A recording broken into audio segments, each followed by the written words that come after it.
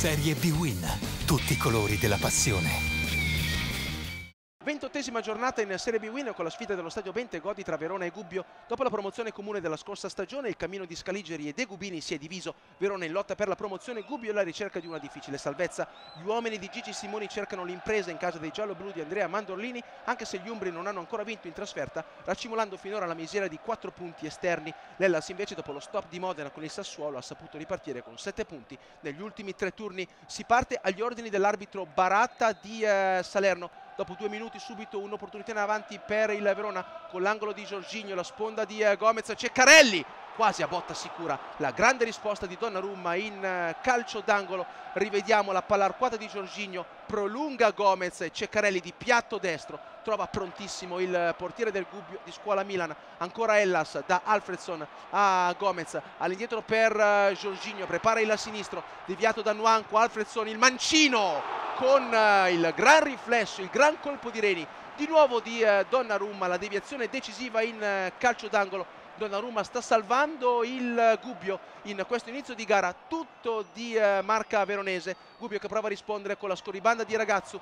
tiro deviato dell'ex cagliaritano Mario Rui, sinistro a giro pregevole che non trova lo specchio della porta, difesa da Rafael. Ancora Gubbio con la punizione mancina di Buchel, questa volta il pallone è ben lontano dalla porta dell'Hellas. Siamo al 42esimo, lancio lungo verso Ferrari anticipato da Cottafava, poi Benedetti direttamente per Jorginho che lancia Gomez sul filo del fuorigioco, posizione regolare, Gomez in area, fredda Donnarumma, il vantaggio dell'Hellas Verona al 42esimo. Con il quinto gol in questa Serie B-Win del fantasista argentino Juan Inacio Juanito Gomez Taleb, che lanciato da Jorginho resiste alla correre di Caracciolo e freddamente supera Donnarumma con un precisissimo destro a fil di palo. Ancora Verona sull'ali dell'entusiasmo, 44esimo, Maietta dentro per Gomez che non riesce a deviare verso Donnarumma nell'area piccola. Finisce il primo tempo, nella ripresa il Gubbio deve assolutamente recuperare, primo piano intenso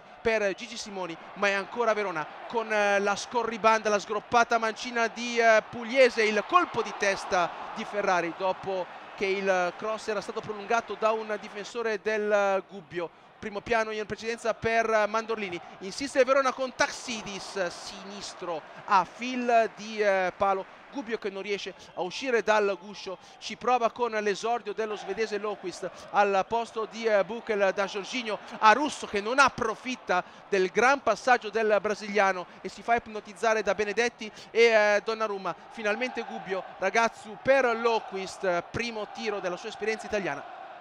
Ma il Gubbio sta uscendo dal guscio, attenzione Lowquist, dribbla Alfredson, il destro, la parata di Rafael, Ragazzu, ancora Rafael, doppia parata dell'estremo difensore del Verona a salvare il vantaggio dell'Hellas, ma ora il Gubbio a dominare, Briganti, palla sul palo, forse deviata dallo stesso Rafael. Rivediamo la staffilata del capitano Eugubino, palla sul montante sinistro. 92esimo, Mario Rui, la sponda, Ciofani non riesce ad impattare con la sfera. È una buona opportunità per il Gubbio, ma è anche l'ultima, perché Baratta fischia alla fine, il Verona batte il Gubbio al Bentegodi per 1-0 e va in testa alla classifica insieme a Sassuolo.